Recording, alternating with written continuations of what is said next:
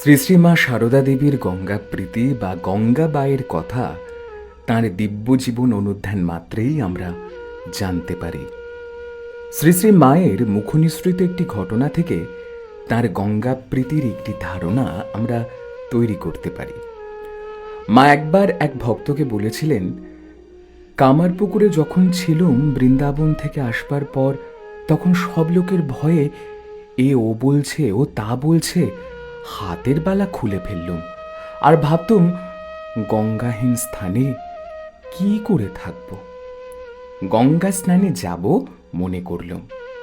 আমার বরাবরই একটা গঙ্গাবাই ছিল। একদিন দেখি কি, সামনের রাস্তা দিয়ে ঠাকুর আসছেন আগে আগে ভূতির খালের দিক থেকে। পিছনে নরেন, বাবুরাম, রাখাল, সব যত ভক্তরা, কত লোক।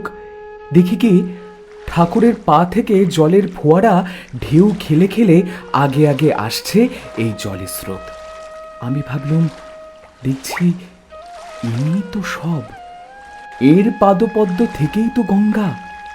আমি তাড়াতাড়ি রঘুবীরের ঘরের পাশের জবা ফুলের গাছ থেকে মুঠো মুঠো ফুল ছিঁড়ে এনে গঙ্গায় দিতে লাগলুম। তারপর ঠাকুর আমাকে বললেন, তুমি হাতের বালা ফেলো না, বৈষ্ণবতন্ত্র জানো তো? আমি বললুম, বৈষ্ণবতন্ত্র কি? আমি তো কিছু জানি নে। তিনি বললেন, আজ বৈকালে গৌরমণি আসবে, তার কাছে শুনবে।